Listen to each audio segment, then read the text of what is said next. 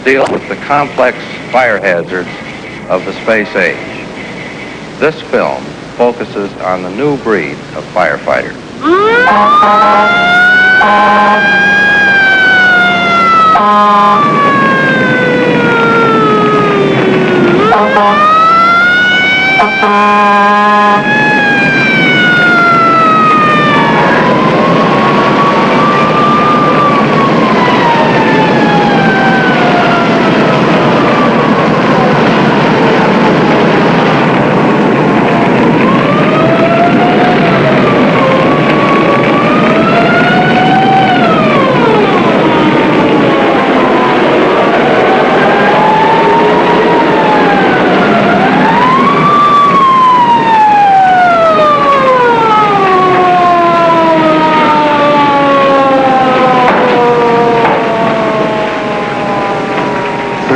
People will die in fires today. 1,500 homes will burn. $4.5 million worth of property will be destroyed.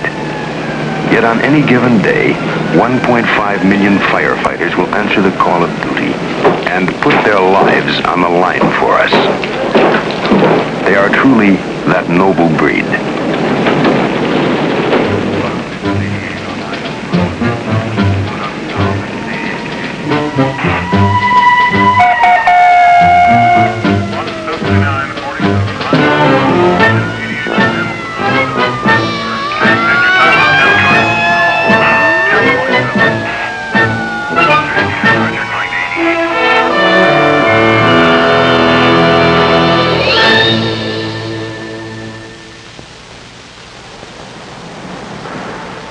The statistics are frightening.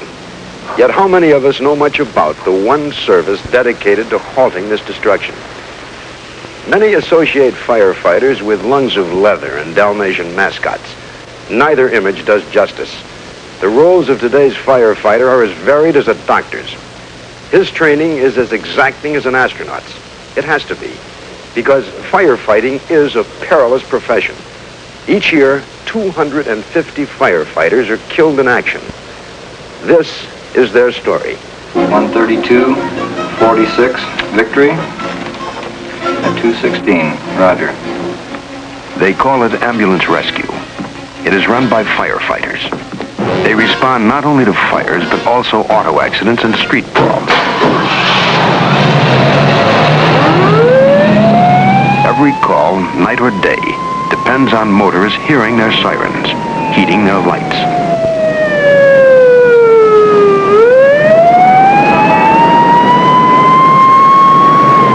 Got a couple little holes in here, yeah. You need sewing up.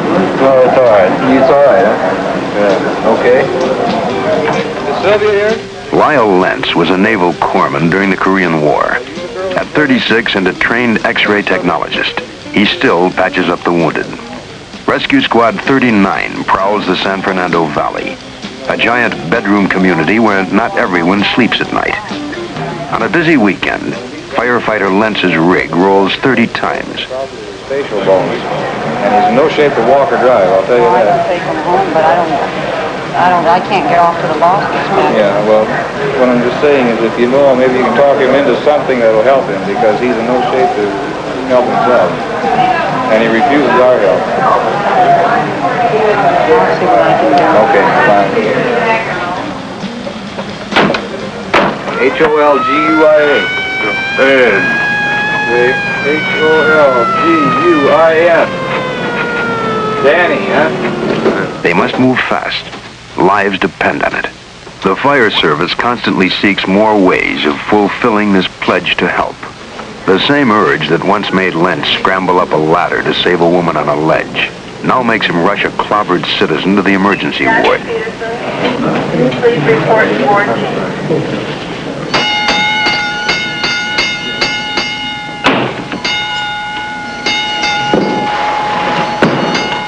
Take a fire alarm. When pulled, it should signal a call for help. Often it does not. 30% are false alarms. Today, more and more departments are removing their alarm boxes. They are outmoded. The telephone has replaced them. Where boxes still exist, however, false alarms are increasing. As if firefighters did not take enough chances with real blazes. William O'Boyle specifically requested assignment to the squad known as the Green Berets. Working Chicago's fire-prone South Side, they make 500 runs monthly. Their motto is aggressiveness. They insist on being first to the scene.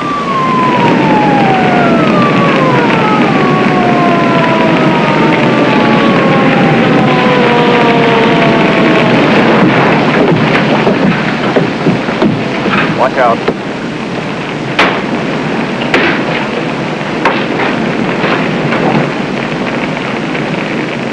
During 3 years as a firefighter, O'Boyle has learned to think fast. Quick decisions are needed in today's firefighting. Exotic chemicals can suddenly explode. So can angry ghettos. Firefighters must be prepared for anything. For ahead through the smoke can be more fire, more danger. The dead, the dying, or the chance to save someone.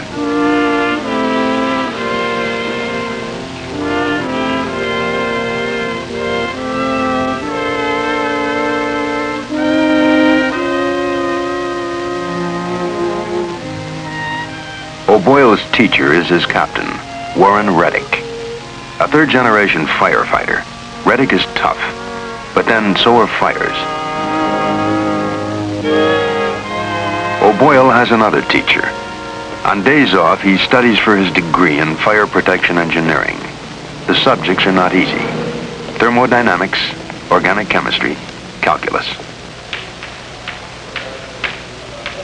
In over 100 colleges and universities, firefighters sacrifice leisure time to study courses in fire prevention. For today, they deal with an array of chemicals and intricate communications. Work with architects in designing fire safety systems for skyscrapers. Firefighting will always be the heart of the service, but fire prevention is the new pulse. Get this over on the side for it. Now, from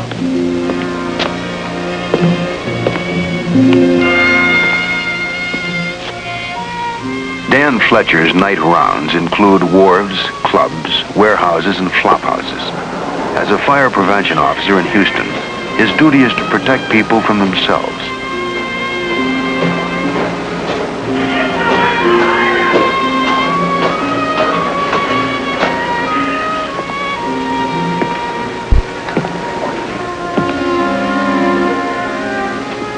How you doing, baby? Looks fine.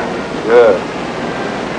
See, you got this thing shaping up here on this street block situation. Looks a lot better than it did. You haven't been having any mattress fires lately. I haven't had any reports on it. Haven't had any. Well, we're making progress on it. So I mean that. Flop houses are ugly fire traps. They seem built to burn, not to live in. Their inhabitants are losers. They exist in filth, misery, and danger. Mr. Fletcher's concern for their safety makes their life a little more bearable. Clarence? Yes, sir. On the fire inspector, you understand the law about smoking in bed? Now, you've got it on your wall here now that tells you that you should not smoke in bed in any hotel, motel, or any place where the rooms are being rented. The reason for that is that we have many fires happening from smoking in bed. You lay down there and start smoking, you never know when you're going to sleep. For many firefighters, fire inspection is unglamorous work. Yet it has proved as effective as firefighting. Proper inspections can reduce fire danger by 20%. That's reward enough for Dan Fletcher. Glamour is not his goal. We don't care about this old building. We care about you.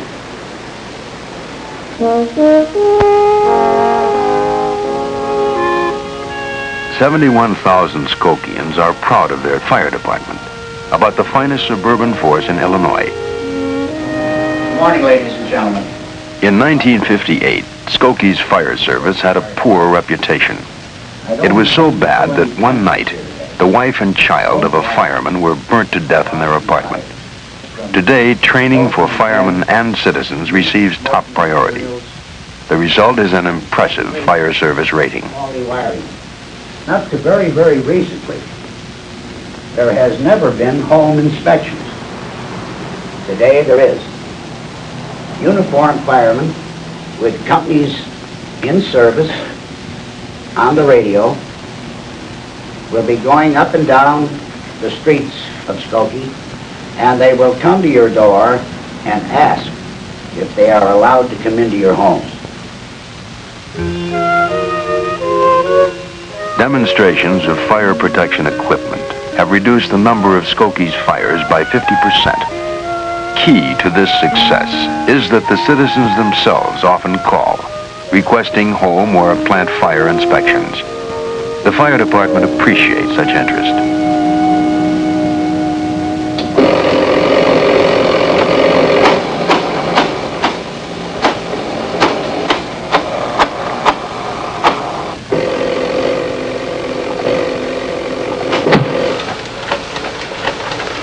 When industry installs fire protection equipment, firefighters gain time to perform other needed services for their communities. They increase home and building inspections. Most important, firefighters can keep abreast of the latest techniques of fire protection. North Carolina's Guilford County is farming country. The firemen are volunteers. I'm a volunteer fireman because we need a fire department in this community, and we don't have enough money to protect our livelihood and our farm equipment. We had two big fires, and whereby we would have lost the entire block of Stokesdale had there not been a fire department here or somewhere within rural county to help this area, which is 18 miles from any regular fire department. Most of the people in the community do like the firemen, and they like the fire department. However, we do have a few who are hard livers and don't like to pay taxes since we're on a tax basis. The county fire marshal spends long hours in outlying, unprotected areas. Amongst land-poor farmers, suspicious of any change, no talk about paying for a volunteer service seems convincing. Well, no more than we've been for about 40-some years. My brother lost a house here the other year from burning the brush pile. But as far as being nervous or anything, the kind don't do you any good to get nervous.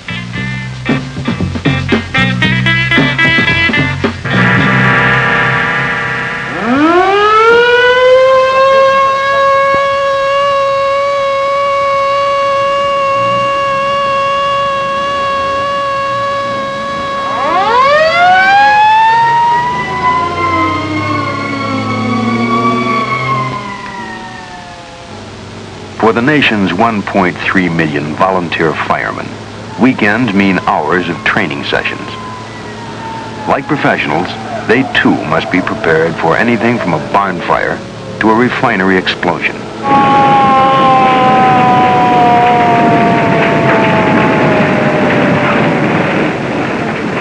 Volunteers reach far back into America's history. Benjamin Franklin, John Hancock, Paul Revere, George Washington. They all served as volunteers. Rooted in tradition, they serve communities that cannot yet afford paid departments. Though they come from different professions, the volunteer shares the same tireless dedication of the noble breed.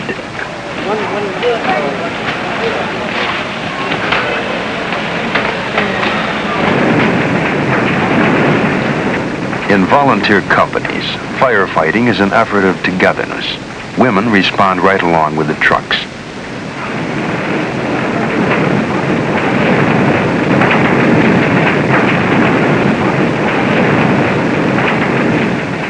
About the only thing volunteers receive free is the food. When one is killed in action, his widow receives $500 to dress her in mourning. The stakeout is going to be here at 3rd and Mission. Now, we've had fires on 4 successive nights. Battalion Commander Tony Jordan heads the Los Angeles City Fire Department's arson squad. His investigators are veteran firefighters. They live with an ugly national statistic: 40,000 fires yearly of suspicious origin. Then they will control the mobile units into the scene. So everything will depend on what they see. Okay, and I will be in a mobile unit myself, in a command post. Arsonists are vicious criminals. Each year, they torch property worth $100 million. 10% of the nation's fires are their handiwork. Coming into the scene will come in with their lights off. Psychiatrists think arsonists are sick. Firemen know they are killers. The top 10 arson targets include churches, schools, hospitals, and nursing homes. Arsonists burn for money, hatreds, kicks, or the blind urge to riot. This is an actual arson stakeout.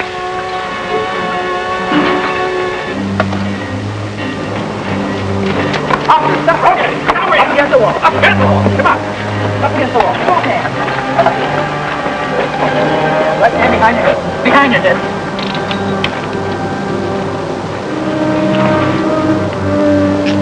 Behind your back. So we had no other choice but to try to put up with him the best we could. In an exclusive interview, a convicted arsonist explains why he torched a building. Tell me why you like to light fire. I felt that by doing this, I could prove to the people there that I was as good as they were, that I could manage just as well as they could. And also I felt that the boss who I worked for was really extremely hard to work for. And I figured that I needed an excuse to get a different job. So this is what I did. I set this fire hoping that I could get a different job and just prove to everyone there that I was as good as they were.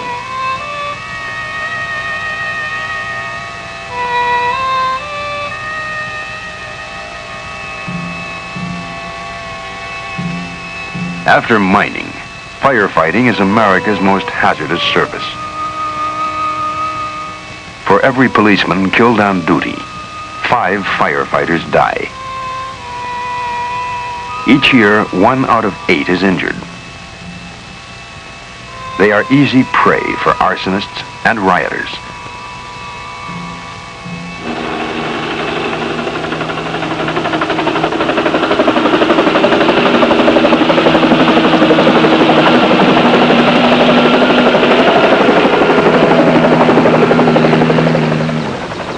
Raymond Hill, chemical engineer, heads a major conglomerate. He employs 3,400 skilled workers. His annual budget is $40 million. Diversification runs from a helicopter service to scuba divers. His people are specialists in undercover work, electronics, statistics, and the science of protection. Hill is fire chief of the city of Los Angeles. Great metropolises offer a frightening array of fire hazards. High-rise buildings, called vertical cities, house up to 20,000 people.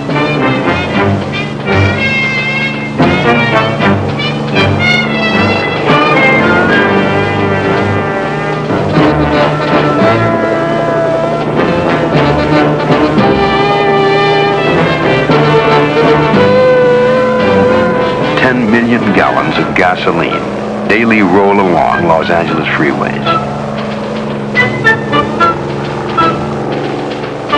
75 takeoffs and landings an hour create a constant tension of when.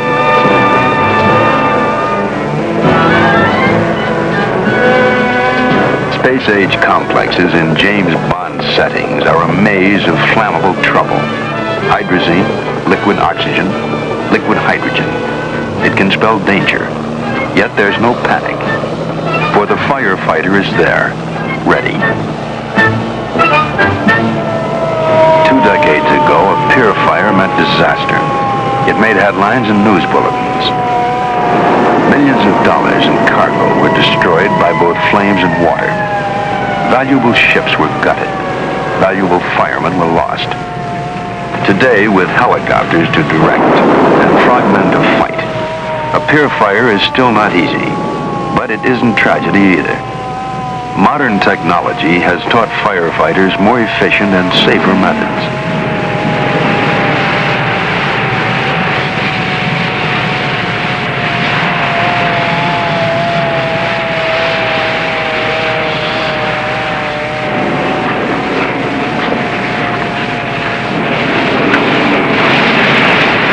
dramatic new skills of firefighting are constantly being developed by the fire service.